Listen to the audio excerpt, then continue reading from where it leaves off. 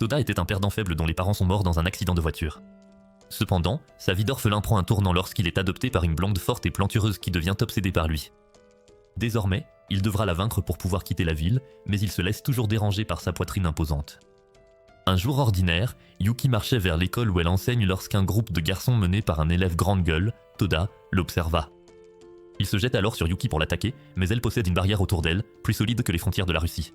Comme leur embuscade échoue de façon spectaculaire, Yuki les frappe nonchalamment tous d'un coup de poing, les envoyant valser dans une rivière. Plus tard en classe, la belle Yuki punit les garçons et répète la règle de longue date. Ils ne pourront aller dans la capitale que s'ils parviennent à la vaincre. Toda réprimande sa professeure séduisante pour son autorité et exige de savoir comment fonctionne la barrière qu'elle a utilisée plus tôt. Ses amis le soutiennent bêtement, mais le reste de la classe, sentant que ça va mal tourner, libère un grand espace au milieu de la salle. Pendant ce temps, Yuki traverse le chemin dégagé par ses élèves avisés et assène un unique coup de poing qui envoie les garçons téméraires voler droit à travers la fenêtre de la classe. Plus tard, son collègue, un enseignant à l'air doux et portant des lunettes nommé Tachibana, la réprimande gentiment pour avoir traité les garçons comme des animaux. Il essaie de défendre le désir des élèves d'aller dans la capitale, mais Yuki s'en fiche complètement. Cependant, l'enseignant à lunettes persiste jusqu'à ce que les marshmallows invincibles de Yuki finissent par accepter d'y réfléchir. Alors que Toda et ses sbires rentrent chez eux, ils se plaignent de la barrière magique de la poitrine de Yuki. Toda dit à ses amis qu'ils doivent simplement s'entraîner davantage pour enfin battre leur professeur et aller à la capitale afin d'escalader l'immense tour qui s'élève jusqu'aux cieux. Les garçons jurent tous d'escalader la tour, mais Toda prend congé. Toda se rend sur la tombe de sa famille. Il y a 2 ans, Toda a eu un accident qui a coûté la vie à ses parents, tandis que son grand-père, Neji Springfield, était également décédé quelque temps auparavant.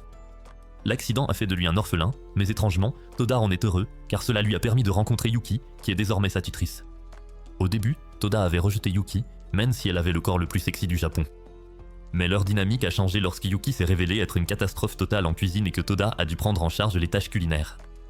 Ce simple geste les a rapprochés. Alors que Toda termine son rituel au cimetière, il aperçoit la silhouette sombre d'un jeune homme à 4 yeux. Le fantôme se transforme alors en une version plus âgée de lui-même, disant à Toda qu'il l'attend au sommet de la tour avant de disparaître complètement. Ce gamin idiot n'a aucune idée de ce qui vient de se passer dans ce cimetière.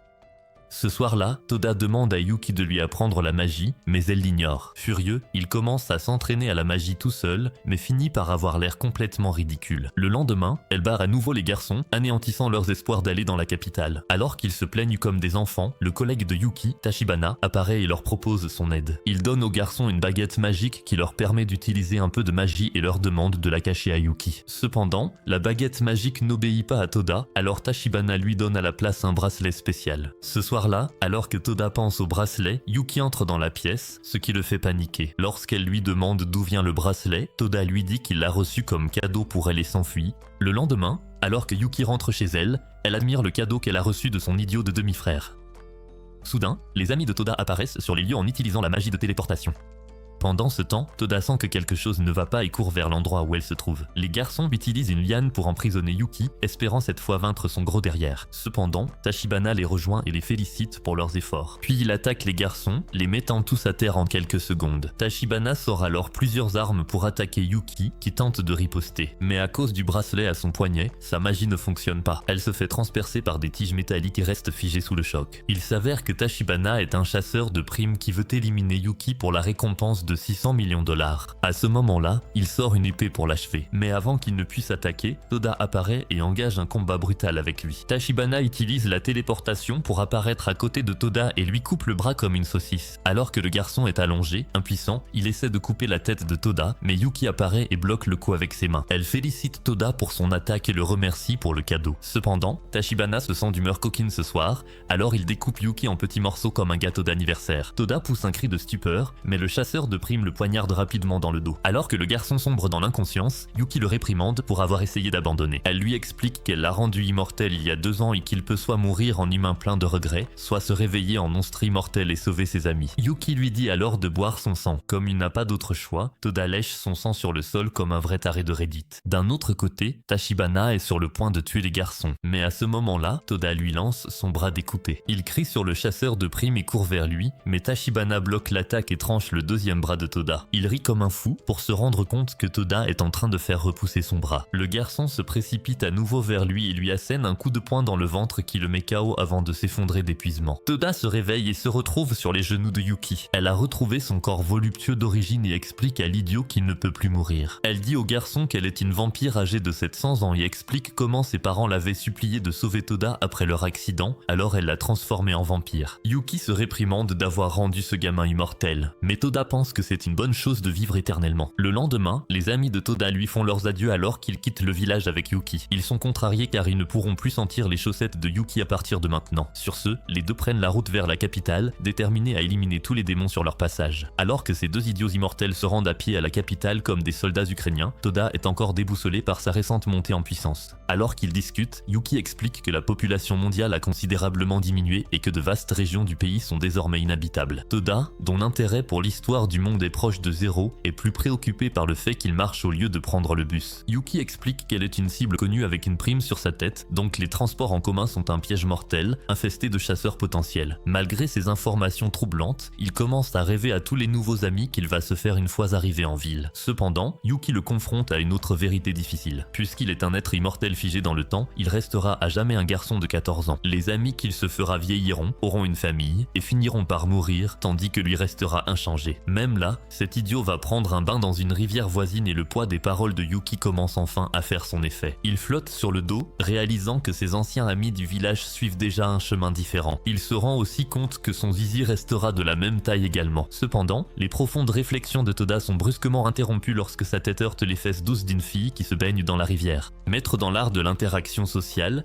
Toda ne s'excuse pas, mais lâche plutôt un compliment louche sur ses trésors. Cela énerve tellement l'inconnu qu'elle se retourne d'un coup et sort une épée, prête à lui trancher la tête. Toda saute en arrière, apercevant enfin son assaillante et remarquant que c'est une jolie petite nana. L'inconnu écrase la bouche de Toda avec le plat de son épée avant qu'il ne puisse dire un mot de plus. Après qu'ils se soient tous les deux rhabillés, l'inconnu se présente sous le nom de Kuromaru et Toda se rend compte qu'il s'est trompé. Ce manière d'épée à l'apparence délicate est en réalité un garçon originaire de Thaïlande. Plus tard, Toda se présente à son tour et explique son objectif d'atteindre la tour. L'intérêt de Kuromaru est immédiatement éveillé car il révèle qu'il en vient justement. En entendant cela, Toda est fou de joie et demande au Ladybois comment atteindre la tour. Cependant, Kuromaru explique qu'il a été chassé de sa famille ultra riche parce qu'il est considéré comme un bon à rien. Donc, pour pouvoir rentrer chez lui, il doit éliminer un vampire notoire connu sous le nom de Dark Evangel. Alors que Kuromaru décrit cette menace vieille de 700 ans, Toda ressent une angoisse grandissante. C'est alors que Kuromaru remarque que Toda n'a pas de reflet dans la vitre, comme dans cette scène stupide de Twilight. Et comme par hasard, Yuki les rejoint avec ses Knockerbaum. Kuromaru attaque Yuki sans la moindre hésitation, mais elle arrête son épée d'un seul doigt, le taquinant sur le fait qu'il fasse partie d'une famille de chasseurs de monstres. Un silence gênant s'installe et Toda essaie d'apaiser la situation. Cependant, Kuromaru déclare que sa famille doit chasser des monstres comme elle et se prépare à utiliser une technique puissante. Malheureusement, Yuki le transperce en plein torse à main nue, comme un blanc de poulet. Toda est horrifiée, pensant qu'elle vient de désanimer son potentiel nouvel ami. Mais à sa grande surprise, la blessure de Kuromaru guérit instantanément. Les deux idiots immortels sont stupéfaits de voir ça, car ce gamin est immortel comme eux. Toda essaie de prendre de ses nouvelles, mais alors qu'il s'approche, Kuromaru se réveille et le frappe. Il défie une nouvelle fois Yuki en duel, mais cette blonde lubrique dit au jeune efféminé de vaincre d'abord Toda s'il veut l'affronter. Kuromaru accepte le défi et Toda, voyant la douleur du rejet dans les yeux de son nouveau rival, accepte aussi le combat. Immédiatement, Kuromaru attaque à une vitesse fulgurante, mais Toda esquive tous ses coups. Puis Toda ajoute une condition, le gagnant pourra obliger le perdant à faire tout ce qu'il veut. Alors que les deux s'engagent dans une bagarre intense, ils portent chacun des coups impressionnants et reçoivent un signe d'approbation de Yukim. Le combat atteint son apogée lorsque Kuromaru tranche soudainement la tête de Toda, pensant que le duel est terminé. Mais Toda rattrape sa propre tête en plein vol, la remet sur son cou, puis envoie un Kuromaru complètement surpris au sol d'un coup de poing, remportant ainsi le combat. Craignant d'avoir éliminé ce travesti, Toda se précipite, mais le naïf finit par se réveiller, le cœur brisé. Il s'inquiète que Toda lui demande quelque chose de pervers, mais Toda lui demande simplement d'être son ami. Plus tard, le nouveau trio se rend à une source chaude. Toda essaie de détendre Kuromaru, mais le garçon fait toujours la tête, honteux de sa défaite. Dans un éclair de génie, Toda Toda décide que la meilleure façon de créer des liens est d'aller mater Yuki dans le bain des femmes, comme un républicain louche. Il montre une haute falaise surplombant les sources, et bien que Kuromaru ne soit pas intéressé, Toda l'escalade seul. Au sommet, il saute dans le bain, mais ne voit pas la blonde pulpeuse au gros melon. À la place, il aperçoit une jeune fille menue et se demande qui elle est. Mais lorsqu'elle reprend la forme adulte que Toda connaît, il comprend que la petite fille est en réalité la véritable apparence de Yuki. Toda la taquine aussitôt sur sa petite taille, tandis que Kuromaru craint pour sa vie en bas. À ce moment-là, Yuki l'attaque de nouveau, projetant Toda du haut de la falaise. Kuromaru voit la scène et se précipite à la rescousse. Il parvient à attraper la main de Toda et demande à son nouvel ami de le renvoyer en haut. Kuromaru le propulse dans les airs, et l'idiot en profite pour arracher la serviette de Yuki. Yuki, désormais nu, est fier de lui et lui propose de lui montrer ses énormes bottes à talons, mais Toda affirme qu'il n'est pas intéressé par le lait de vache. Comme on pouvait s'y attendre, il est impitoyablement puni, tandis que Kuromaru éclate enfin de rire. Toda est heureux de voir que son nouvel ami les a enfin acceptés, et Yuki promet d'entraîner Kuromaru afin qu'il puisse un jour la défier comme il se doit. Alors que tous les trois retournent en ville, Toda, désormais accompagné d'un autre immortel, se demande s'il en existe d'autres comme eux quelque part. Il a une idée géniale. Il devrait rassembler tous les immortels et former une équipe de super-héros, comme les Avengers ou carrément les Power Rangers. Kuromaru est choqué par cette idée, tandis que Yuki le taquine sur son rêve d'enfant, mentionnant que quelqu'un d'autre lui avait déjà soufflé une idée similaire il y a longtemps. À ce moment-là, un convoi de voitures noires élégantes arrive, et l'une d'elles renverse l'idiot dégoûtant. Une fille en uniforme scolaire sort de l'une des voitures et salue Yuki avec respect. Toute une escouade d'hommes en noir apparaît, déroulant un tapis rouge pour leur maîtresse. Toda est complètement choqué. Il s'avère que Yuki est la chef d'une sorte d'organisation semblable à la Yakuza. La lycéenne, qui s'appelle Karine, se met en colère contre Toda parce qu'il est un immortel de seconde main dégoûtant. Elle veut clairement le tuer, mais Yuki lui dit calmement de contrôler ses hormones. Alors que Yuki se dirige vers sa voiture, elle se tourne vers Toda et lui dit que son rêve de créer une organisation d'immortels existe déjà et s'appelle Lucky Holder. Le groupe de vampires immortels voyage sur un yacht élégant en direction de la base secrète de l'organisation. Toda déborde d'énergie, impatient de se faire sucer le zizi par des filles vampires. Kuromaru est plus réservé, encore en train d'assimiler la série d'événements qui l'ont entraîné dans cette folie. Pendant ce temps, Yuki a une conversation discrète avec l'une de ses meilleures subordonnées, Karine. Il s'avère que Karine est très sceptique à propos de la nouvelle recrue. Elle ne fait aucun effort pour cacher son mépris envers ce type, Toda, demandant à Yuki pourquoi elle aurait amené un idiot aussi puéril et irrespectueux dans leur rang. Mais Yuki explique calmement la situation. Elle dit à Karine que, selon elle, Toda et elle sont probablement les membres les plus puissants de tout leur groupe. Quand la fin du monde finira par arriver,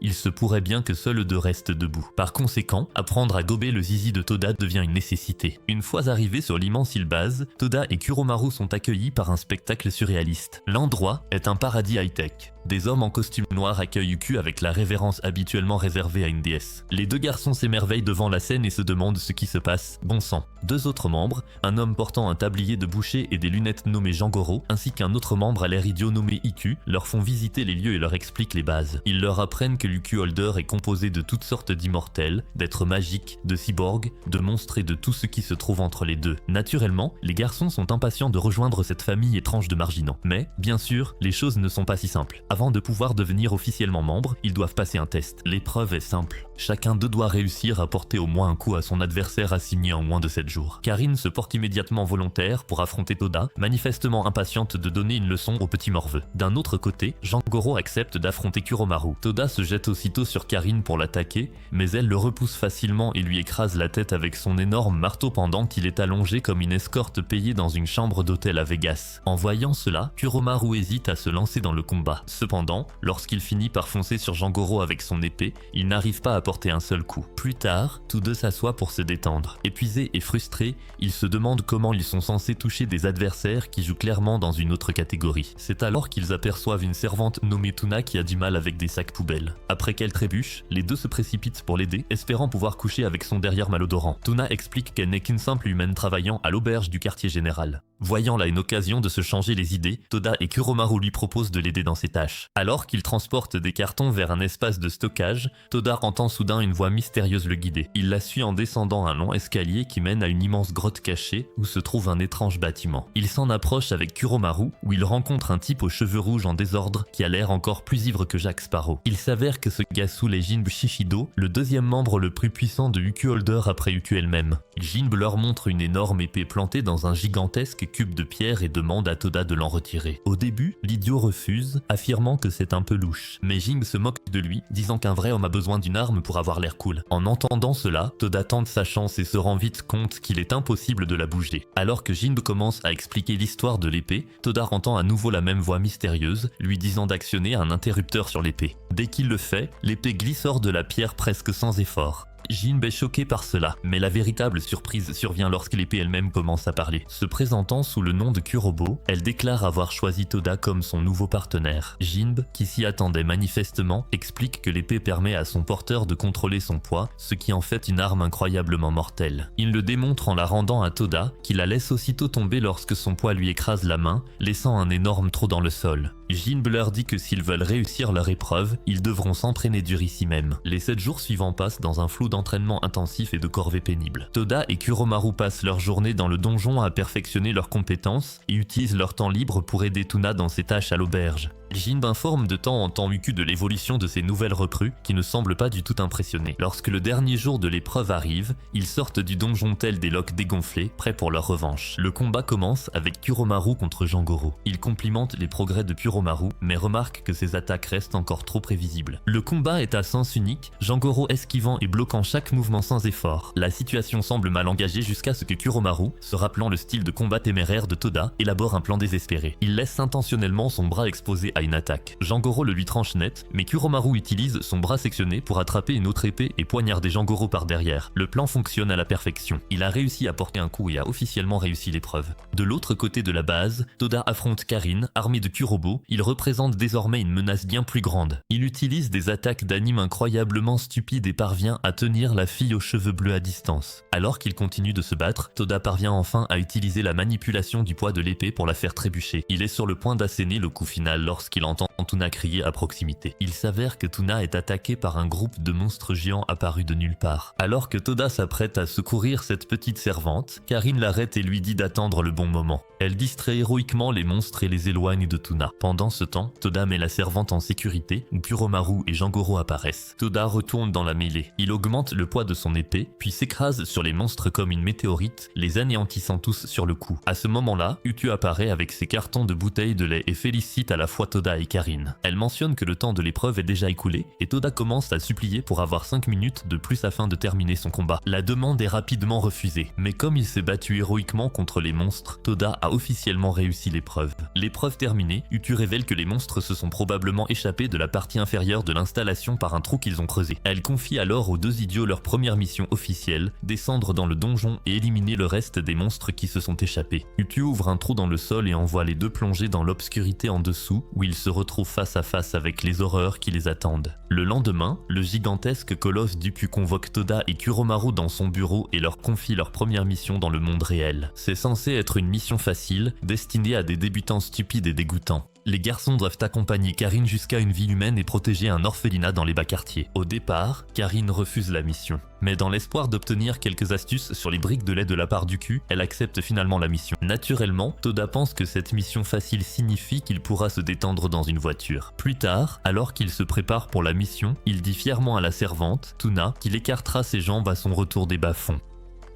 La prédiction de Toda est complètement fausse, car quelques instants plus tard, Karim les force à faire tout le trajet à pied. Alors que les garçons se plaignent de leur manque d'endurance, Karim leur explique la dure réalité de leur monde. Derrière la façade étincelante et high-tech de la capitale se cache une immense ombre de pauvreté. Les bas-fonds sont remplis de personnes laissées pour compte. Et pire encore, il existe des factions riches qui veulent exterminer ces gens et effacer les pauvres de la carte. Karin explique que tel est le véritable but de Utu Holder, non pas seulement un club d'immortels, mais une force qui protège les opprimés contre les corrompus et les puissants. Toda essaie de féliciter Karin pour ses efforts, mais elle lui écrase rapidement la tête pour avoir été un vilain fils de pêche. Alors qu'il court à travers les bois, Karin explique que le vrai danger se trouve en bas de la falaise. Toda saute donc héroïquement en contrebas. Il ne parvient qu'à effrayer les pauvres enfants de l'orphelinat, tandis que les hommes en noir s'effondrent à cause de l'impact de Toda. Après ce début brillant, l'équipe décide d'utiliser un concours de bras de fer pour déterminer qui fera les corvées. Toda, étant le perdant idiot qu'il est, perd tous les matchs et se retrouve retrouve immédiatement chargé de la cuisine. Énervé, mais résigné à son sort, il prépare un repas pour tout le monde. Et à leur grande surprise, c'est délicieux. Tout le monde est impressionné par ses talents de cuisinier et même Karine doit admettre que le gamin a du talent. À ce moment-là, tout le monde veut que ce renifleur de gelée cuisine pour eux, ce qui rend Toda incroyablement furieux. Karim sourit à cela, mais elle dit à Toda d'apprendre une technique appelée Flash Step pour gagner au bras de fer. Plus tard, la nonne qui dirige l'endroit a une conversation sérieuse avec Karine et Kuromaru. Elle explique, comme une vraie mauviette,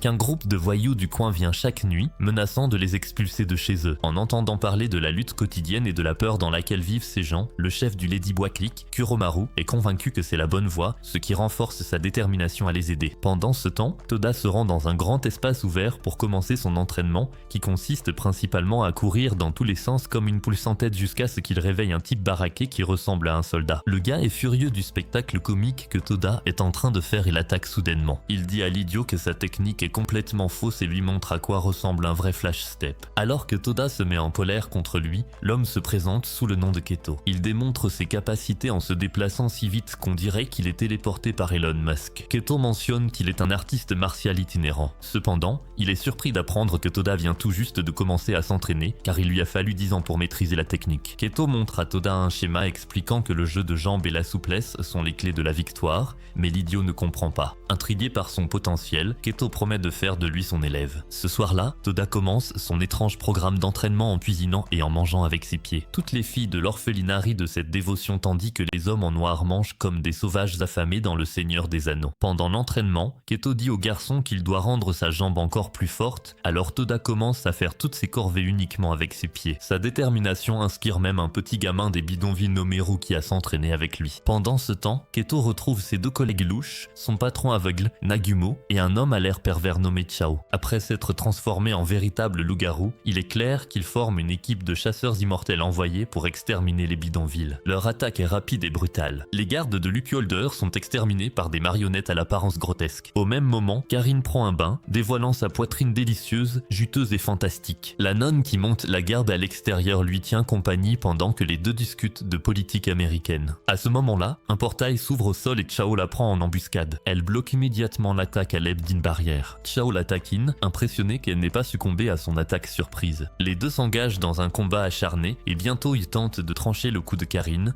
mais sa peau refuse d'être entaillée. Tandis que la jeune fille reste perplexe, Chao commence à raconter une histoire. Il y a de nombreuses années, des chasseurs de sorcières ont essayé de brûler une petite fille, mais elle ne mourrait pas, quoi qu'il fasse. Peu importe ce qu'il faisait, elle ressentait la douleur, mais ne saignait jamais. Il l'appelait la Sainte d'Acier. Et un jour, une autre fille est apparue et l'a emmenée. Alors qu'il tord sa dague dans le corps de Karine, Chao révèle qu'il connaît la vérité. Elle est cette sainte. Il se moque de son immortalité, la qualifiant de malédiction, tandis qu'il utilise sa magie d'ombre pour lier son corps voluptueux, magnifique et désirable, l'immobilisant et la poignardant à plusieurs reprises, tout en la narguant d'être quelqu'un qui peut ressentir la douleur sans jamais connaître la délivrance de la mort. Dehors, Toda est avec Rookie lorsqu'ils aperçoivent les flammes. Ils sont attaqués par les marionnettes, mais Kuromaru arrive juste à temps. Alors qu'ils se demandent quoi faire, Keto apparaît sous sa forme de loup-garou avec Nagumo derrière lui. Keto taquine Toda parce qu'il est un vampire immortel, puis attaque, posant un sceau magique sur lui qui le paralyse complètement. Avec Toda hors de combat, Kuromaru se prépare courageusement à affronter les deux adversaires.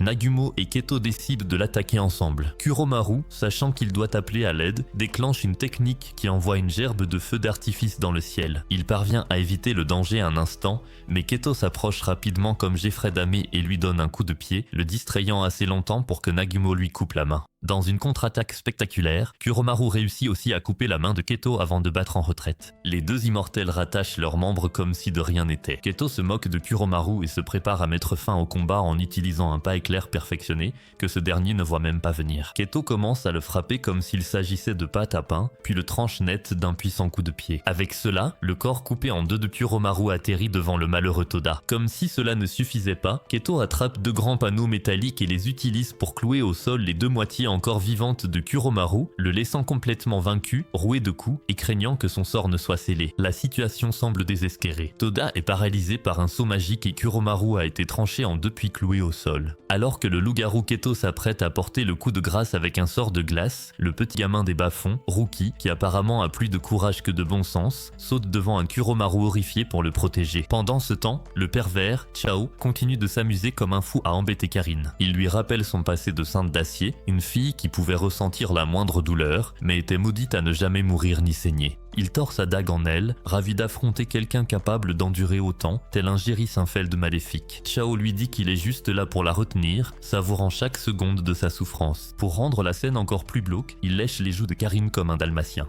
Rookie défie les chasseurs immortels de s'en prendre à lui, hurlant qu'il les empêchera de détruire sa maison. Cependant, Keto arrête son attaque d'un seul doigt et attrape le gamin sans effort. Rookie demande pourquoi ils veulent le tuer et le chef aveugle, Nagumo, explique calmement la dure vérité. Ils ont été payés par les riches qui vivent au sommet de la Trump Tower. Ce n'est pas de la méchanceté personnelle, c'est juste du business au pays des braves. La terre n'appartient pas aux habitants des bidonvilles et les mercenaires ont été engagés pour faire le sale boulot. Ayant assez entendu ce flot de paroles, Keto se prépare à tuer Rookie. Mais c'est la goutte d'eau pour Kuromaru. Dans un élan de pure volonté, il se libère de ses entraves, même si son corps est encore en lambeaux, se jette en avant pour protéger Rookie du coup imminent de Keto. Alors que tout espoir semble perdu, Toda, qui était affalé au sol comme un sac de pommes de terre, se tient soudainement debout. Le sceau magique a disparu et ses bras sont maintenant recouverts d'une vilaine armure sombre, dégageant une aura étrange. Il a d'une manière ou d'une autre absorbé le sceau, et même lui ne sait pas comment cela s'est produit. Ses ennemis réalisent qu'il est bien plus puissant qu'ils ne le pensaient et sont secrètement impressionnés. Chao, toujours perdu dans son monologue tordu, se retrouve soudain à subir une raclée divine. Après avoir enduré une torture sans fin, Karine révèle enfin la vérité derrière son immortalité. Ce n'est pas une malédiction, mais une bénédiction divine d'amour. N'ayant pas d'autre choix, elle puise dans l'une de ses formes les plus puissantes. Elle s'élève dans les airs, entourée d'une lumière aveuglante qui efface les ombres environnantes. Elle déchaîne alors un poing sacré, suivi d'une tempête de coups de pied et de poings fulgurants qui envoient le pervers s'écraser au sol, comme le répugnant Toda de l'autre côté de la ville. De son côté, Toda affronte son ancien professeur. Kuromaru demande ce qu'il pense de son nouveau look, mais Toda sait seulement qu'il se sent incroyablement puissant. Keto est un accro du combat, et voir la nouvelle puissance de Toda ne fait que l'exciter davantage. Sans perdre une seconde, Toda fonce en avant et les envoie valser d'un seul coup. Keto attaque ensuite, mais Toda utilise ses nouveaux pouvoirs pour esquiver, riposter et échanger coup pour coup avec le loup-garou. À ce moment-là, Karine fait son apparition, prête à s'occuper du plus fort, nommé Nagumo. En voyant cela, Keto prend aussi le combat au sérieux et reprend sa forme d'origine. Toda lui demande pourquoi il s'en prend à des enfants, et Keto admet nonchalamment qu'il est le Mike Tyson japonais. Peu importe qui ou pourquoi, tant qu'il peut affronter des adversaires puissants. Sur ce, ils s'affrontent à nouveau, bougeant et frappant à une vitesse que la plupart des gens ne pourraient même pas percevoir. Ils sont désormais tous les 2 mètres du flash step et tout le combat semble irréel. Après avoir vu la nouvelle force de Toda, Keto lui propose même de devenir son véritable élève, mais Toda refuse immédiatement. En réponse, Keto sort un Kuge, le jugement perçant enflammé. Il utilise le flash step pour franchir le mur du son, fonce sur la poitrine de Toda et lui arrache le cœur, qu'il écrase dans sa main. Alors que Keto commence à lancer un sort de scellement pour en finir définitivement, d'immenses ailes noires jaillissent du dos de Toda. Son corps commence à rassembler les morceaux brisés de son cœur tout en libérant une vague massive d'énergie sombre. Nagumo explique à Karim qu'il s'agit d'une magie incroyablement puissante et rare appelée magie Erebea. L'utilisateur risque la perte totale de son âme. Seules 2 personnes dans le monde sont connues pour la posséder, l'Évangile Noir, Yuki, qui n'a pas réussi à la maîtriser, et son disciple, Neji Springfield, qui en a manié la forme complète. Nagumo craint qu'un 3e utilisateur ne bouleverse l'équilibre du monde. Désormais complètement submergé par la puissance, Toda se jette sur Keto avec une force brutale et déchaînée. Il le projette dans un bâtiment, puis fonce sur lui avec une pluie d'attaques qui effraie même Nagumo. Il essaie d'aller sauver son ami, mais Karine l'arrête avec son épée, tel un Catalin gêneur. Alors que Toda s'apprête à porter le coup de grâce à Keto, il hésite soudainement, luttant pour reprendre le contrôle de lui-même. Après un instant, l'aura sombre s'échappe brusquement de lui, le laissant gravement blessé et épuisé. Keto, terrassé par l'assaut, guérit de ses blessures de loup-garou et admet sa défaite, demandant à Toda de le tuer. Mais cette petite fouine refuse d'accepter la victoire, affirmant que ce n'était pas vraiment lui qui se battait. Il décide donc de régler ça pour de bon à bras de fer. Pendant le match, alors que Keto peine à gagner, il voit Toda en train de pleurer. Le garçon le réprimande,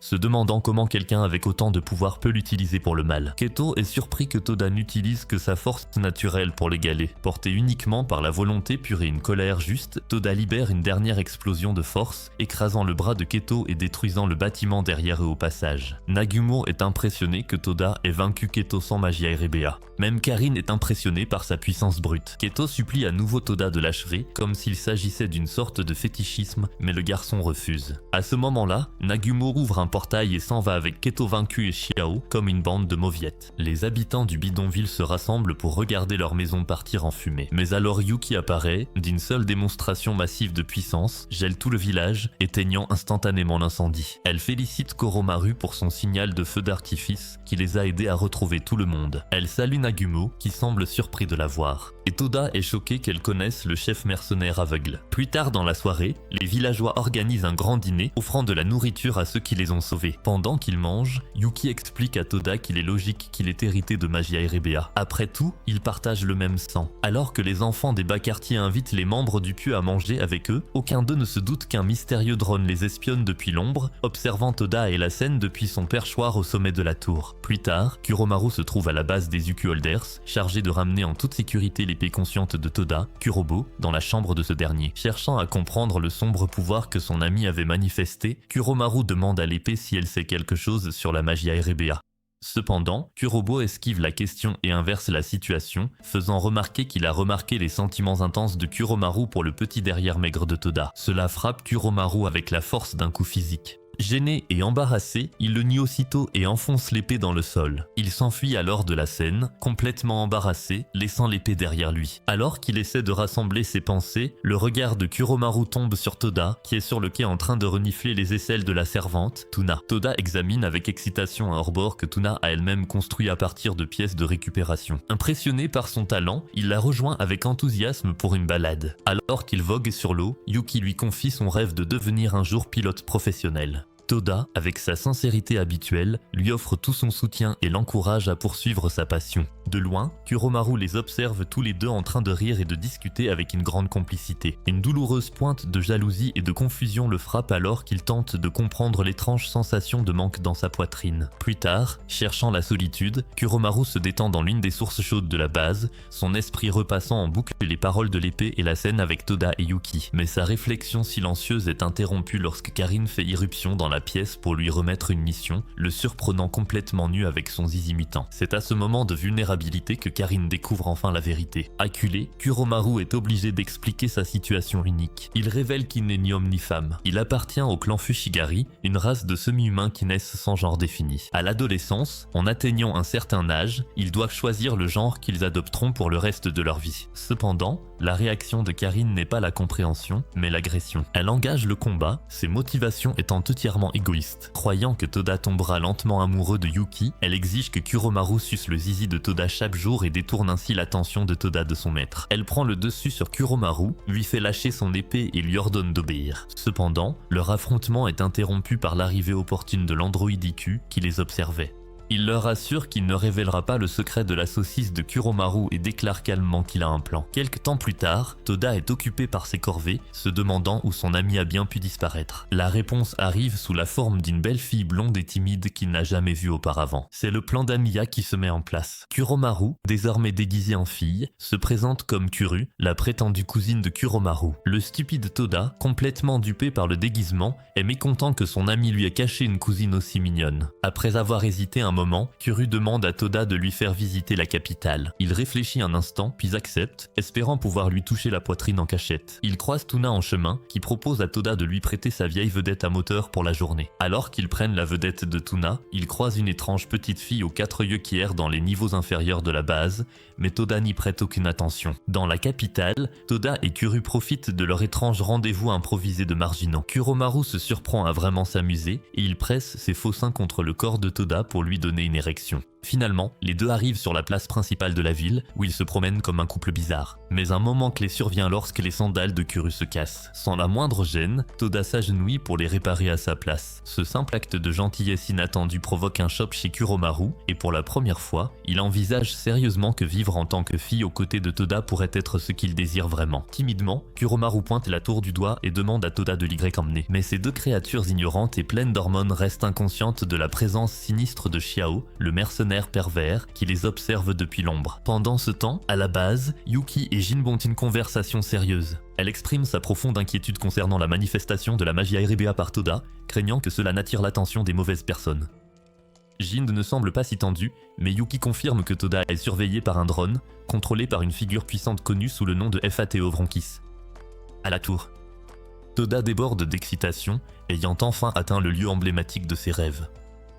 Il confie à Kuru combien son amitié avec Kuromaru compte pour lui, une déclaration qui emplit le garçon déguisé d'un mélange de bonheur et de tristesse. L'assurance de Toda que Kuru est mignon ne fait qu'ajouter à sa confusion. Cependant, leur petit moment stupide façon Netflix est violemment interrompu. Chao tend son piège, ouvrant un portail d'ombre qui commence à aspirer Toda. Kuromaru est immédiatement jeté au sol, car elle ne peut pas utiliser son pouvoir dans un corps de fille. Malgré cela, il dégaine instinctivement son épée pour attaquer les ennemis. Cependant, il est aussitôt intercepté par un deuxième mercenaire, un homme à 6 bras nommé Azura. Kuromaru découvre rapidement qu'il ne peut pas se retransformer en garçon, et il est facilement maîtrisé puis projeté du haut de l'immeuble comme un parapentiste. Alors que Kuromaru est allongé au sol, désespéré, il se souvient à quel point il aime Toda. D'une manière ou d'une autre, avec une montée d'adrénaline, il lance une nouvelle attaque et projette Chao au loin comme un fichu frisbee. Il reprend aussi sa forme normale, prêt à protéger Toda à tout prix. De loin, Azura a observé toute la scène et va même jusqu'à féliciter Kuromaru pour ses efforts. Mais avant que Kuromaru ne puisse se préparer à une attaque, des policiers arrivent sur les lieux. À ce moment-là, Toda se réveille et ce crétin n'a aucune idée de la forme féminine de Kuromaru. En voyant son ami, il demande immédiatement ce qui est arrivé à Kuru. Kuromaru ment rapidement, affirmant qu'il a mis son cousin en sécurité. Il réprimande ensuite Toda pour sa faiblesse. Intérieurement, Kuromaru se résigne à n'être que l'ami de Toda, peu importe la forme qu'il choisit. Mais Toda aggrave les choses en disant qu'il veut renifler les parties du corps de la cousine de Kuromaru et la prendre comme un jouet. Pendant ce temps, au quartier général de Ukiholder, la petite fille vue plus tôt, nommée Kirie, joue toute seule. Amiya, l'androïde, trouve la petite fille occupée à réaliser une sorte de rituel avec du sable. Lorsqu'il demande s'il y a une occasion spéciale, Kirie lève les yeux avec un éclat inquiétant et répond que l'occasion spéciale ne fait que commencer. Dans le quartier général animé de Ukiholder, Karin prend Kuromaru à part et l'interroge au sujet du rendez-vous avec Toda. Alors que Kuromaru hésite, Karin lui demande pourquoi il n'a pas continué à se déguiser en Kuru comme il l'avait prévu. Pendant qu'ils discutent, l'ingénieuse Amiya présente la timide et craintive Kirie à Toda. La petite fille, qui semble effrayée par sa propre ombre, demande à avoir un entretien privé avec l'idiot du groupe. Une fois qu'ils atteignent un coin isolé, toute l'attitude de Kirie change. Elle se débarrasse de sa timidité comme Caitlyn Jenner de sa saucisse, son expression se durcissant en une autorité froide. Elle ordonne à Toda de s'asseoir, se déclarant sa supérieure au sein de Ukiholder et exigeant son respect. Alors que le garçon est déconcerté, Kirie lui ordonne d'aboyer comme un chien et il s'exécute à contre-cœur. Mais lorsqu'il remet en question, à juste titre, son soudain comportement de dominatrice, Kirie tente de lui donner un coup de pied au visage. Même s'il aperçoit sa culotte, Toda attrape la fille par les cheveux et maîtrise ses hormones. La fille affirme qu'elle a le droit de lui donner 5 coups de pied, car Toda aurait échoué à la sauver à 5 reprises distinctes. Toda est complètement perdu, insistant sur le fait que c'est la première fois qu'ils se parlent. Mais avant que Kirie puisse expliquer cette accusation étrange, une ombre file le long du mur. Chao, le pervers fou des bas-fonds, surgit et tranche la gorge de Kirie avec une vitesse fulgurante. Alors que Kirie s'effondre au sol, perdant son sang, elle tend la main vers Toda, son dernier geste étant de lui saisir la main. Le garçon est terrifié alors qu'il demande à Kirie d'ouvrir les yeux. Soudain, Toda se réveille en sursaut et se retrouve de retour à la base. Il se demande si tout cela n'était qu'un rêve, mais il voit alors Kirie, vivante et en pleine forme, qui le réprimande aussitôt pour sa grande stupidité. À ce moment-là, Amiya et Karin arrivent, prêtes à emmener Kirie à la capitale, et sont surprises de voir Toda déjà de retour au château. L'idiot a failli révéler le secret de Kirie, mais elle lui a écrasé le pied pour le faire taire. Sur le trajet en bateau de retour vers la capitale depuis l'île de Jeffrey Epstein, Karin et Amiya discutent des rumeurs entourant le mystérieux pouvoir de Kirie. Elle suppose que son pouvoir n'est pas magique, mais plutôt d'ordre prophétique. De son côté, Toda se pose la même question et Kirie explique avec hésitation comment fonctionne sa capacité. C'est un pouvoir appelé sauvegarde et réinitialisation. En effectuant un rituel avec du sable, elle peut créer un point de sauvegarde comme dans un fichu jeu Vice City. Chaque fois que Kirie meurt, le temps remonte et elle revient exactement à ce point. Et si elle tient la main de quelqu'un au moment de sa mort, elle peut ramener son âme avec elle. Elle dit à cet idiot incompétent qu'elle est déjà morte 5 fois parce qu'il n'a cessé d'échouer à lui prendre la main. Elle informe Toda qu'il est d'une importance cruciale pour l'avenir, c'est pourquoi elle a pris des mesures aussi extrêmes pour avertir son vieux derrière tout fripé. À leur arrivée dans la capitale, ils retournent exactement dans la même ruelle. Kyrie essaie de nouveau d'expliquer la situation, mais cette fois, Toda est prêt. Lorsque Chao surgit de l'ombre pour renouveler son attaque, Toda réagit instantanément. Il intercepte le coup et, en utilisant Purobo, augmente le poids de son épée à un niveau écrasant. Avant même que Chao puisse réagir, Toda envoie ce sbire valser à l'horizon comme une soucoupe volante. Avec la menace immédiate écartée, Kyrie raconte enfin à Toda toute l'histoire terrifiante du méchant qui hante leur vie. La raison de cette boucle de la mort est un homme nommé Fateh Rincus. Dans la chronologie d'origine, Kyrie a vu Fateh capturer Toda sans effort et le réduire en esclavage. Elle a assisté, horrifiée, à la façon dont Fateh a mis Amiya en pièces, le tranchant en deux d'un simple coup de pied, puis a envoyé Karine sur la lune d'un seul coup de poing. Après que Kuromaru ait été écrasé comme un cafard, Fateh a mis Toda en pièces, le réduisant en 1 million de morceaux. Au moment où il s'est tourné vers elle pour la pétrifier, Kyrie s'est ôté la vie, déclenchant le redémarrage et recommençant la boucle pour sauver tous ses amis. En entendant cette histoire, Toda reste stupéfait, se demandant pourquoi cet homme si puissant nommé Fateh s'en prendrait à lui. Cependant, leur conversation est interrompue par Amiya et Karine, qui ont écouté toute la scène en cachette. Comprenant désormais la véritable nature du pouvoir de Kyrie, Toda tente de révéler tous les détails concernant ses capacités, mais la petite fille l'en empêche. Amiya explique à cet idiot incompétent que de tels pouvoirs sont gardés secrets pour une bonne raison. Entre de mauvaises mains, Kyrie pourrait être utilisé comme une arme, exterminée à répétition pour remonter le temps au profit de quelqu'un d'autre. Toda comprend enfin la situation et assure à Kyrie que lui et ses amis ne profiteraient jamais d'elle. Bien que la petite fille reste sceptique, Amiya, Karine et Kuromaru rassurent tous Kyrie sur sa sécurité. Cela lui donne un nouveau sentiment de confiance envers ses coéquipiers,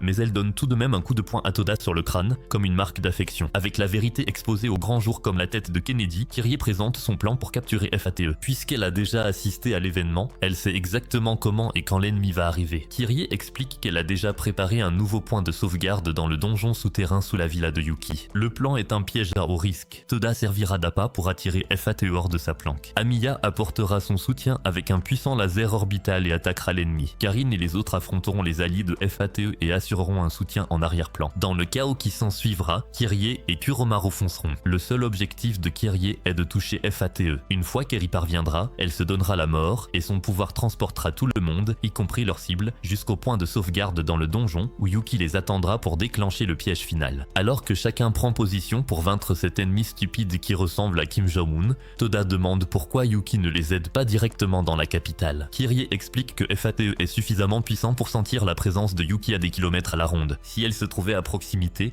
il ne se montrerait pas. Ressentant le poids de la mission, Toda décide de chercher lui-même des informations sur Fateh. Sur son téléphone, il trouve une vidéo que Yuki a mise en ligne pour lui. Dans celle-ci, elle explique que Fateh était autrefois un héros qui a combattu aux côtés d'elle et du grand-père de Toda, Neji Springfield. Il formait une équipe qui a sauvé le monde. Mais après la mort de Neji, Fateh a changé de personnalité, devenant un homme amer qui détestait l'humanité et les donuts au chocolat. Yuki prévient Toda que Fateh vient pour lui à cause de son lien avec Neji et lui conseille fermement de refuser toute proposition que Fateh pourrait lui faire. Toda est un peu étourdi par ce flot d'informations, mais il ne peut pas se permettre de perdre du temps à réfléchir. L'équipe prend position dans un centre commercial bondé. Amiya se trouve dans un endroit isolé, le doigt sur le bouton du laser satellite. La tension monte comme dans une fichue émission de télé-réalité. Amiya verrouille la cible et Kyrie donne le signal. Au moment où Toda aperçoit Fateh Varanki, son sang se glace. Marchant dangereusement près derrière le plus puissant mage du monde, se trouvent ses vieux amis stupides de son village natal. L'opération bat son plein, mais l'esprit de Toda tourne à toute vitesse, essayant de comprendre comment l'ami supposé de son grand-père a pu devenir une menace pour toute l'humanité. Sur un flux satellite, Amiya suit l'approche de Fateh. Le plan est sur le point d'atteindre son point critique, mais tout s'arrête brusquement lorsque les anciens amis de Toda du village le repèrent dans la foule.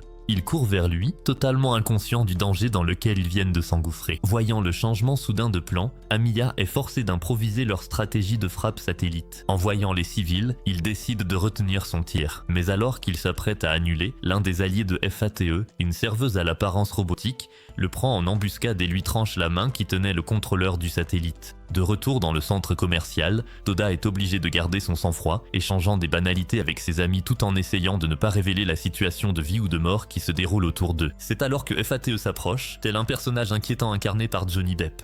Il se présente calmement comme un vieil ami du grand-père de Toda, mais son attitude amicale n'est qu'un mince voile dissimulant une menace glaçante. Il fait clairement comprendre qu'il sait tout sur Toda, la couleur de son zizi, ses nouveaux alliés chez Ukiholder et même ses amis du village. Alors que Toda tente de sauver ses amis, FATE lui pose un ultimatum, s'allier à lui pour détruire la terre de son plein gré, ou bien il éliminera tous les gens du centre commercial sans la moindre hésitation. Thirier, qui observe depuis sa cachette, est furieuse de voir leur plan parfaitement élaboré réduit à néant. Mais au lieu de reculer, Toda prend une décision audacieuse. Il rejette sans hésiter l'offre de FATE, puis décide de défier le type aux cheveux blancs et dégaine son épée adorée comme une saucisse. Lorsque FATE insulte Yuki, Toda crie de toutes ses forces qu'il y a un terroriste avec une bombe dans le centre commercial, plongeant les civils dans la panique. Dans cette fraction de seconde de confusion, Karin attaque FATE par derrière. Alors qu'il est déstabilisé, Toda se joint à l'attaque, brandissant Kurobo de toutes ses forces. FATE bloque leurs deux attaques avec un bouclier magique, mais Toda, dans une tentative désespérée, augmente le poids de l'épée jusqu'à un impressionnant 500 000 fois son poids normal et brise la barrière. Au moment où la barrière se brise, le reste de l'équipe passe à l'action. Amiya, ayant neutralisé son assaillant, reprend le contrôle de la télécommande et tire le laser orbital directement sur FATE.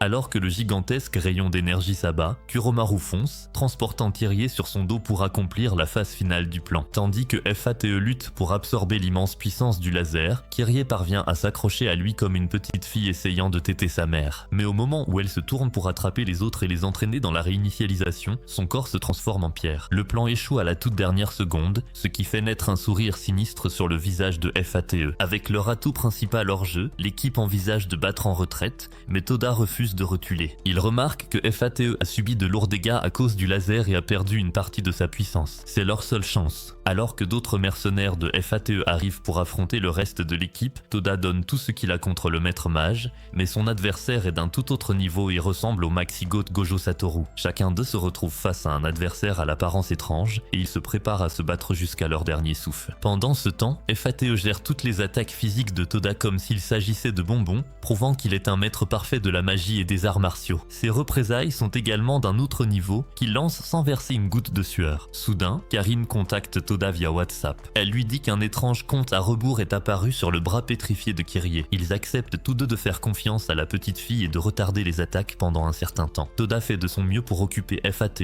le provoquant et esquivant ses coups pendant que le compte à rebours sur le bras de Kyrie s'écoule. Juste avant la fin du compte à rebours, Toda augmente à nouveau le poids de Kurobo, projetant FATE au sol et le clouant sur place. Dès que le minuteur atteint 0, Toda saisit la main de Kyrie et la pétrification sur son corps se brise. Le reste de l'équipe se rassemble rapidement autour d'elle, établissant le contact. Alors que FATE est toujours immobilisé, Kyrie active son pouvoir, se sacrifiant et renvoyant tout le groupe, y compris leur ennemi, dans le passé jusqu'au point de sauvegarde dans le donjon souterrain. Une fois sur place, FATE se retrouve face à face avec Yuki après 20 longues années. Le simple fait de l'avoir le met sur ses gardes et il se prépare à combattre. Mais au fond de lui, il sait que le combat est terminé. FATE admet sa défaite, en échange de sa libération, accepte de répondre à une question de chacun d'eux, comme s'il participait à un jeu télévisé sur Comédie Centrale. Amiya n'est pas intéressé par leur querelle familiale et il demande à FATE quels sont ses projets pour Toda. Sans hésiter, FATE révèle son véritable objectif. Il veut utiliser le pouvoir de Toda pour sauver Neji Springfield, ce qui, selon lui, permettrait de sauver les 12 millions d'habitants du système solaire. Karin, dans un élan de pure jalousie, demande qui Neji aimait le plus, elle ou Yuki. Cependant, avant que FATE ne puisse répondre à cette question ridicule, Yuki le menace avec ses pouvoirs de glace et il évite rapidement le sujet comme une petite amie toxique. Kuromaru s'avance alors et demande à quel point son besoin de Toda est urgent. FATE répond que ce n'est pas urgent, ce qui signifie que Toda n'a pas à le suivre immédiatement. Enfin, c'est au tour de Toda. Il félicite FATE de ne pas être aussi mauvais qu'on le disait, mais il pose ensuite la question qui le hante depuis toujours. Es-tu responsable de la mort de mes parents? Tout le monde dans le donjon est stupéfait. FATE le regarde droit dans les yeux et dit oui. En entendant cela, l'aura de Toda explose et la magie Aereb commence à émerger. Il jure de mettre FATE à terre comme les manifestants l'ont fait au Népal, mais à ce moment-là, la barrière du saut magique sur son corps s'active. Une vision spectrale de Neji Springfield apparaît dans la pièce. Toda le reconnaît comme l'homme qu'il a vu dans sa vision au cimetière. L'hologramme de Neji dit à Toda de ne pas croire ce que FATE vient de dire, expliquant que ses actions, aussi tordu qu'elle puisse paraître, était destinée à le protéger. Pendant ce temps, Yuki ordonne télépathiquement à Kuromaru de trouver et de détruire l'appareil sur le corps de Toda qui projette l'image. Au moment où Neji s'apprête à révéler toute la vérité, Kuromaru trouve le sortilège sur l'épaule de Toda et le tranche, faisant disparaître l'hologramme dans les airs, laissant Toda avec plus de questions que de réponses. Le lendemain, Kirie, Karine et Kuromaru se détendent, mais Kirie est de très mauvaise humeur. Elle fulmine qu'après tous les efforts qu'elle a fournis et être morte 6 fois, Yuki est simplement laissé FATE Darin qui s'en allait comme O.J. Simpson. Elle est aussi agacée de ne même pas avoir pu voir le grand-père tant célébré de l'incompétent et idiot Toda. En entendant cela, Karine la taquine, suggérant qu'en réalité elle est juste contrariée parce qu'elle est amoureuse de Toda. Kirie proteste vivement, mais il est clair que Karine a touché un point sensible, juste entre ses jambes. Pendant ce temps, l'idiot en question suit Yuki comme un chiot perdu, la harcelant de questions à propos de Neji Springfield. Il est encore sous le choc de la révélation que son grand-père est d'une certaine façon toujours en vie, mais Yuki n'est pas d'humeur à parler. Elle l'ignore complètement et en arrivant à son bureau, elle s'y précipite et lui claque la porte au nez. Sa frustration est interrompue par l'arrivée de nouveaux visages à la Villa Utuholder. Pendant ce temps, Toda est frustré et s'entraîne seul pour se défouler en utilisant son Kurobo. Pour une raison inconnue, il est habillé comme un serveur dans un restaurant 5 étoiles. Il ne se rend pas compte que Tuna, la femme de ménage, est en train de sortir les poubelles et il tranche accidentellement le sac poubelle avec son épée. Il avoue qu'il était frustré et la gentille Tuna lui pardonne aussitôt. Ils finissent par faire une pause thé ensemble, discutant et riant comme une bande de petites filles. De loin, Kirie et Kuromaru les espionnent et il est évident qu'ils sont jaloux de la proximité entre Tuna et Toda. Cependant, leur espionnage est interrompu par une démonstration d'acrobatie folle qui n'aurait rien à envier à l'asile d'Arkham. C'est Misori, la fille étrange qui venait d'arriver. Elle atterrit juste devant eux, dit à Tuna de rester loin de Toda, puis confronte le garçon lui-même. Misori explique que Toda vient d'une famille de coureurs de jupons. Son arrière-grand-père, Neji Springfield, avait un harem et son grand-père, Neji, a suivi les traces de son père. Elle affirme que Neji a fait pleurer sa grand-mère et qu'elle est donc venue vaincre Toda pour venger sa mère. Elle se précipite et l'attaque, mais Toda bloque facilement ses coups et la propulse dans les airs comme une paire de sous-vêtements secs. Il saute alors après elle et la sauve, ce qui la fait rougir instantanément. Misori le félicite d'avoir répondu à ses attentes, puis, dans un raisonnement totalement logique, décide de l'épouser pour épargner à d'autres femmes la douleur qu'il causera inévitablement. Le crétin de Toda refuse poliment sa proposition au lieu de profiter de l'occasion. D'un autre côté, son arrière-grand-mère, Ayaka, est en réunion avec Yuki. Elle se remémore le temps qu'elles ont passé en tant qu'élèves de Neji Springfield, riant en se souvenant de la façon dont toutes les filles de leur classe étaient amoureuses de lui. De retour dans le présent, Misori a décidé que la meilleure façon de conquérir le cœur de Toda est de passer par son estomac. Elle devient servante pour lui apporter à manger, et Kirie, Kuromaru et Karim ne peuvent qu'observer, consternés, tant elle met d'efforts dans sa nouvelle quête amoureuse. Toda apprécie le repas que Misori lui apporte, et lorsqu'il voit les bandages sur ses mains, il comprend qu'elle l'a cuisiné elle-même. Karim taquine à nouveau Kirie sur le fait qu'elle est amoureuse de Toda, mais donne ensuite à elle et à Kuromaru une leçon sévère sur la réalité de leur situation. Elle leur dit d'abandonner. Toda est un pervers dans l'âme, et il choisira toujours une fille avec des organes reproducteurs poilus plutôt qu'une immortelle. C'est alors qu'Emiya apparaît et leur dit qu'il a la solution à leurs problèmes amoureux. Il explique une légende locale,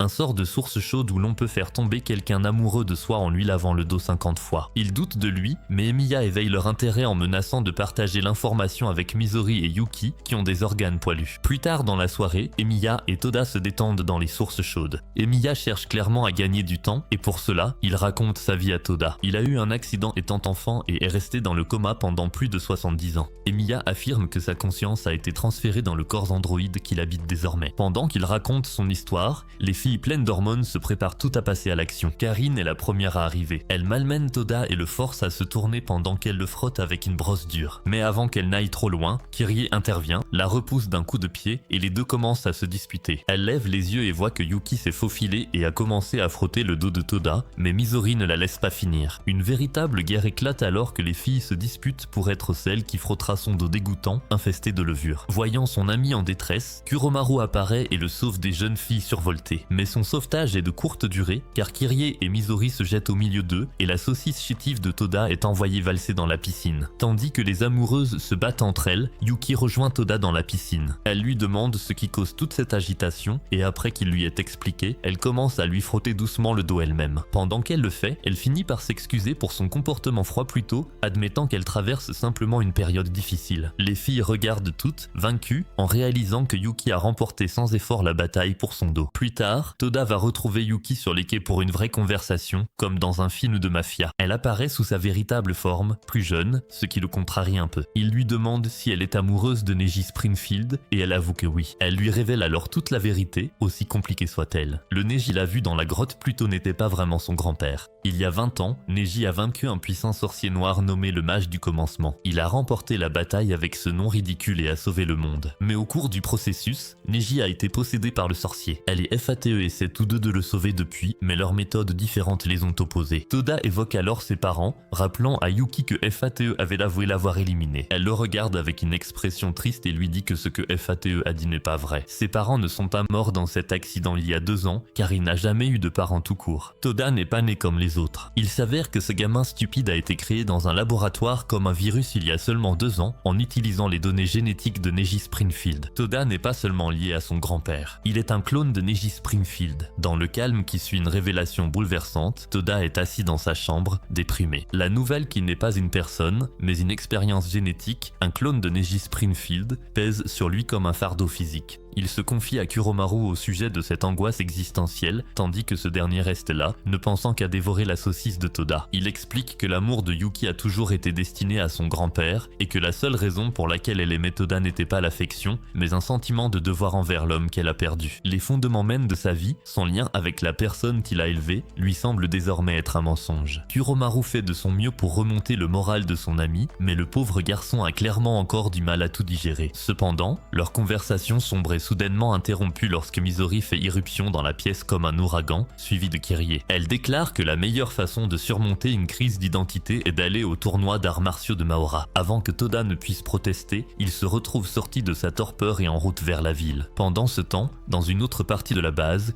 Yuki a une conversation tranquille avec Ayaka, l'arrière-grand-mère de Misori. Elle avoue qu'elle a révélé à Toda la vérité sur ses origines. Peu après, le groupe se promène dans les rues bondées de la ville, observant les combattants et s'imprégnant de l'énergie chaotique du tournoi. L'atmosphère vibrante commence à opérer sa magie et Toda, surexcité comme un taureau en rut, part chercher comment s'inscrire. En voyant cela, Kyrie et Kurumaru deviennent jaloux car Toda se montre extrêmement à l'aise avec cette fille, Misori. Malheureusement, Toda est déçu car toutes les places du tournoi sont déjà prises. Il essaie de ne pas se laisser abattre, promettant d'essayer à nouveau l'année prochaine. C'est alors que la vieille dame Ayaka surgit de nulle part, accompagnée de 2 autres anciennes élèves de Neji, Mana Tatsumiya, qui se trouve être la directrice du tournoi, et Shashamaru, une androïde stoïque. Sans aucun avertissement, Ayaka attrape Toda comme un proxénète de Chicago, disant qu'ils ont quelque chose d'important à discuter, laissant derrière elle une Misori protestant. À présent, les femmes l'emmènent dans un lieu chargé d'histoire, l'ancienne salle de classe où Neji enseignait alors qu'il n'avait que 10 ans. Elle partage des souvenirs de son premier jour, de sa timidité et de la façon dont il a immédiatement conquis le cœur de toutes les filles de la classe. Là, Toda rencontre une autre ancienne élève de son grand-père, une fille d'un blanc pâle nommé Sayo, qui révèle être un fantôme. Elles se rassemblent tout autour de lui. Alors que leur expression mène nostalgie et affection, elles disent à Toda que son statut de clone n'a aucune importance pour elle. Ce qui compte, c'est qu'il portait l'héritage de Neji. Elle lui assure que si Neji était là, il traiterait Toda comme un véritable petit-fils. En fait, elle le considère déjà comme tel. Le poids de leur acceptation est écrasant. Et alors qu'Ayaka, se levant de son fauteuil roulant, lui fait un câlin chaleureux mais répugnant pour sentir son zizi tout mou, Toda réalise qu'il a une famille qu'il n'a jamais connue. À ce moment-là, Mana reçoit un appel du staff du tournoi. Un combattant a été gravement blessé et a dû abandonner, et ils ont besoin d'un remplaçant de dernière minute. Quelques heures plus tard, Toda entre sur le champ de bataille sous les acclamations bruyantes de la foule, tandis que ses amis hurlent leur soutien depuis les gradins. En face de lui se tient un adversaire capé nommé Cutlass, qui ressemble à un méchant d'anime classique déterminé à perdre. La cloche sonne et le match démarre sur les chapeaux de roue. Toda fonce, échangeant des coups rapides, pour se rendre compte que cet adversaire est bien plus fort que prévu. Depuis la touche, Sayo et Kurumaru commencent à s'inquiéter. Ils sentent que Cutlass dégage une soif de sang dangereuse, bien au-delà de ce qui est normal pour une compétition. Pendant ce temps, Mana va prendre des nouvelles du combattant blessé qui a abandonné et découvre découvre une vérité troublante. C'est Cutlass qui l'a éliminé juste pour lui voler sa place. Sur le champ de bataille, Toda a du mal à placer un coup net. Cutlass le surpasse à tous les niveaux, utilisant une combinaison de force brutale et de puissante magie élémentaire. Puis le combat devient personnel. Cutlass le provoque, le traitant de modérateur du score,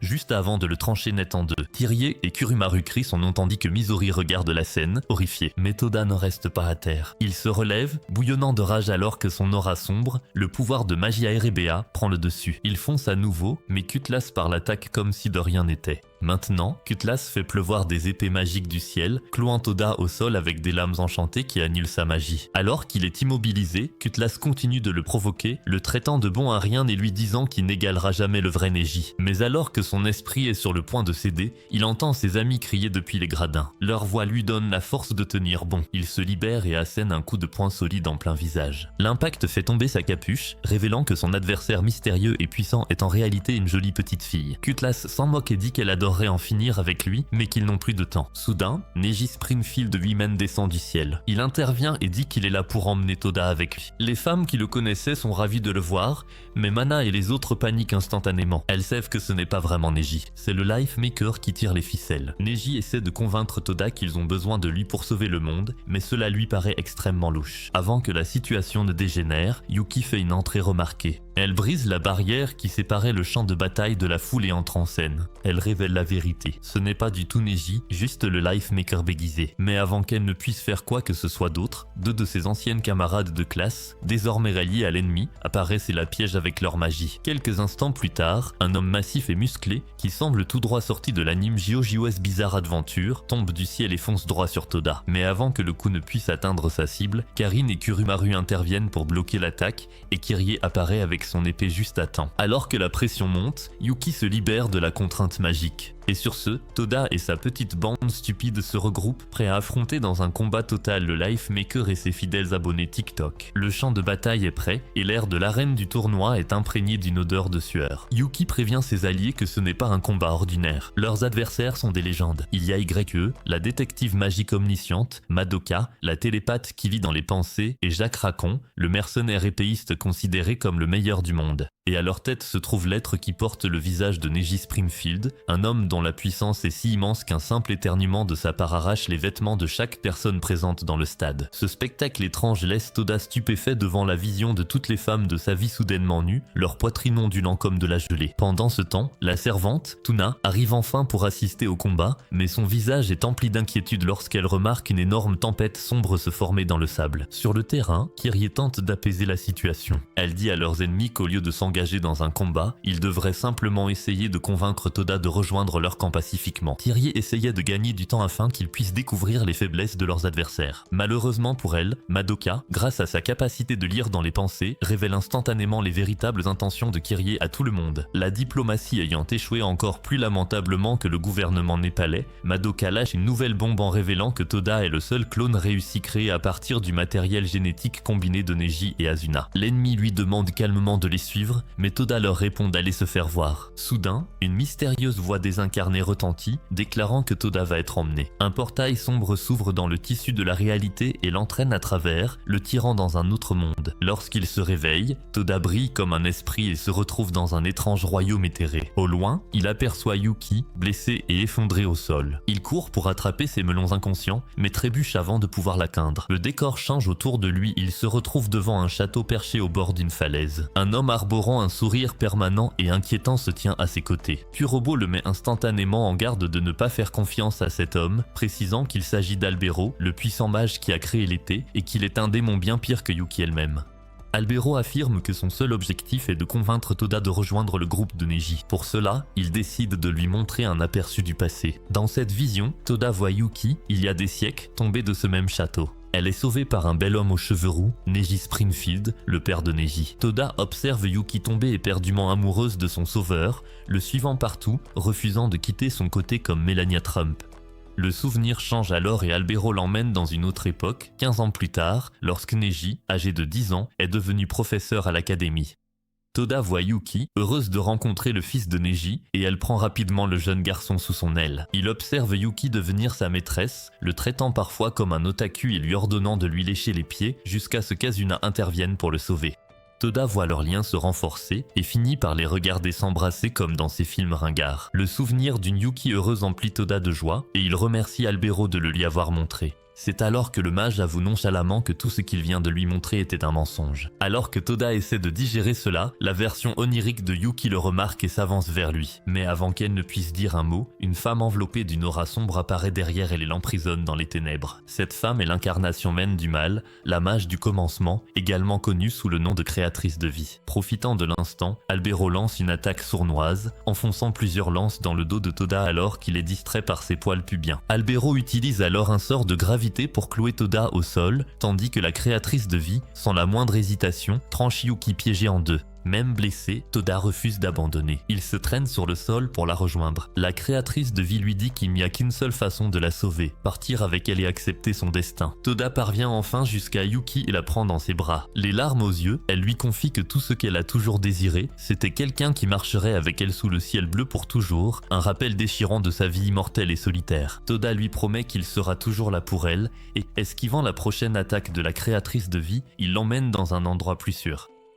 Une fois arrêté, elle lui explique qu'il se trouve à l'intérieur d'un monde créé par l'imagination de la créatrice de vie. Dans cet endroit, la créatrice de vie peut plier la réalité à sa volonté. Malgré tout, Yuki a encore un atout dans sa manche. Elle invoque une pluie de sauts magiques et forme une barrière autour d'eux, puis tous deux lancent une attaque directe. Cependant, la créatrice de vie change constamment de forme comme Dwayne The Rock Johnson, alternant entre sa propre apparence et celle de Naji et Neji pour déstabiliser Yuki. Cette guerre psychologique la force à baisser sa garde. Au même moment, la créatrice de vie libère une puissante capacité qui met Toda hors de combat en quelques secondes. Il est violemment touché et se retrouve soudain dans une hallucination, entouré d'un groupe de filles qui tentent de l'entraîner dans un océan rouge pour le noyer. Alors qu'il est en train de couler, une nouvelle fille apparaît et brise l'illusion. Elle s'appelle Asuna et elle se présente comme sa grand-mère. Elle explique que pendant que la créatrice de vie manipulait son esprit, elle a réussi à s'infiltrer discrètement, comme du sperme. Elle fait joyeusement signe à Yuki, qui s'est également libéré de l'illusion, tout comme le reste de l'équipe. Asuna explique que même s'ils ont eu l'impression d'être piégés pendant longtemps, moins d'une seconde s'est écoulée dans le monde réel. Elle se tourne vers Toda et lui dit qu'au plus profond de lui se trouve le pouvoir de vaincre la créatrice de vie, mais que pour le libérer, il doit survivre 37 secondes entières face à elle au combat. Avec un objectif clair en tête, Toda et le reste de l'équipe retournent à la réalité. Immédiatement, tout le monde se sépare et lance une attaque coordonnée contre leurs ennemis. Grâce aux informations fournies par Asuna, ils éliminent facilement les adversaires les plus faibles au Moyen-Orient. Au même moment, Toda ignore tout le monde et fonce droit sur la créatrice de vie, les yeux rivés sur elle alors que la bataille finale commence. Avec les paroles de sa grand-mère résonnant dans son esprit,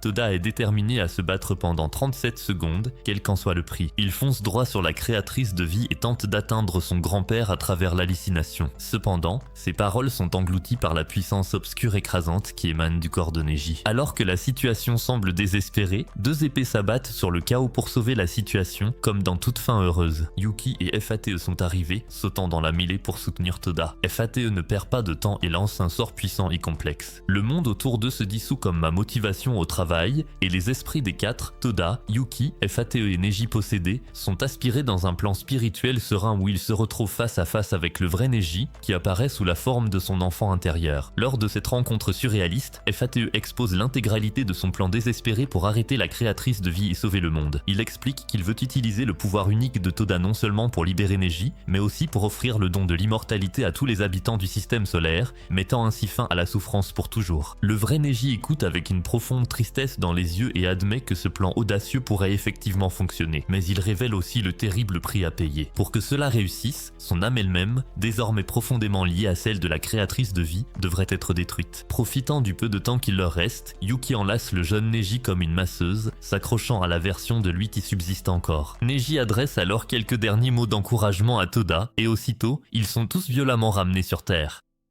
La bataille reprend de plus belle. La créatrice de vie, furieuse face à leur défi, entame une nouvelle transformation terrifiante. FATE et Yuki lancent une attaque conjointe, combinant leurs sorts de scellement les plus puissants. Mais elle les domine facilement tous les deux, les mettant hors d'état de nuire à 300 même transpirés. Toda n'est pas épargné non plus. Lorsqu'elle le prend pour cible, il est violemment projeté en arrière. Mais au lieu de rester à terre, il débloque sa propre transformation. Son corps commence à rayonner d'une puissante lumière blanche qui fait écho à l'aura sombre d'elle. À présent, tous deux s'élancent dans le ciel, emportant leur combat cataclysmique jusqu'à la haute atmosphère, tandis que leurs alliés continuent de lutter contre les mercenaires au sol. Dans les airs, Toda se fait démolir. la puissance brute du créateur de vie et ses siècles d'expérience le submergent complètement. Au sol, son équipe se fait écraser par les disciples d'El. Jack Rakan tabasse Kirin et Modoka et Yue brisent facilement les sorts de liaison de Kuromaru. À un moment, Toda aperçoit la destruction que leur combat a laissé derrière lui dans la ville en contrebas. Porté par un mélange de culpabilité et de colère, il se jette sur le créateur de vie et enchaîne une série de coups brutaux, renversant enfin le cours du combat en sa faveur. Mais alors qu'il semble reprendre le contrôle, Jack Rakan surgit et le transperce net avec une épée gigantesque. Aussitôt, Toda s'effondre au sol, se vidant de son sang comme un poulet sans tête. Alors que le créateur de vie s'approche pour en finir, Kiri se jette devant lui, espérant mettre fin au carnage. Le créateur de vie s'arrête, manifestement conscient du dangereux pouvoir de réinitialisation de Kiri. À ce moment-là, Cutlass surgit de nulle part et poignarde Kiri dans le dos comme une vraie menace. Elle force la bouche de Kiri à s'ouvrir et arrache une pilule d'autodestruction cachée qu'elle avait dissimulée dans une dent. En voyant cela, Toda entre dans une rage folle et commence à se libérer des liens qui le retiennent. Mais Kiri, à peine consciente, lui dit de se calmer les nerfs. Elle explique que tout se déroule selon son plan et que tout ce qu'elle avait à faire, c'était de gagner du temps. Comme prévu, un immense saut magique apparaît sous les pieds de tout le monde. Le piège tendu par les anciennes élèves de Negi vient d'être déclenché. Immédiatement, le groupe est transporté dans un endroit totalement différent où toutes les anciennes élèves de Negi les attendent. Elles ont uni leurs forces pour enfin le vaincre. Les filles, sous l'effet des hormones, lui lancent tout ce qu'elles ont dans une offensive parfaitement coordonnée. Des attaques élémentaires, des techniques uniques et un travail d'équipe ininterrompu. Même si la force brute ne suffit pas, elles parviennent à aider le vrai Negi à reprendre le contrôle de son corps pendant un précieux instant. À cet instant, Asuna arrive et brise complètement l'illusion, ramenant tout le monde sur Terre. Elle s'approche de Negi et il la reconnaît immédiatement, prouvant qu'une partie de lui est toujours là. Malheureusement, ce conte de fées ne dure pas longtemps. Le Lifemaker reprend rapidement le contrôle et annonce qu'elle veut se masturber dans sa chambre. Elle admet sa défaite pour l'instant, mais avant de partir, elle dit à Toda de la retrouver au sommet de la grande tour. Sur ce, elle et ses partisans disparaissent dans un rayon de lumière. Alors que Jinbei et les autres agents de UQ Holder aident à secourir les civils des décombres, la crise immédiate est terminée. Plus tard, de retour à la base secrète, Toda avoue ses sentiments à Yuki et lui demande carrément de l'épouser. Cependant, Yuki le repousse, affirmant qu'elle n'a pas besoin de quelqu'un pour la protéger. Les autres filles, qui écoutaient en cachette, assistent à cette demande audacieuse et à son rejet humiliant. Elle se jette immédiatement sur Toda, le rouant de coups pour avoir eu l'audace de demander quelque chose d'aussi scandaleux. Malgré le rejet, Yuki est secrètement flattée par la demande, laissant entendre qu'elle aussi aimerait bien goûter au morceau de Toda. Si vous voulez qu'on parle de la saison 2 de cet anime, écrivez melon en commentaire ci-dessous. D'ici là, abonnez-vous, likez et partagez cette vidéo avec tous vos amis.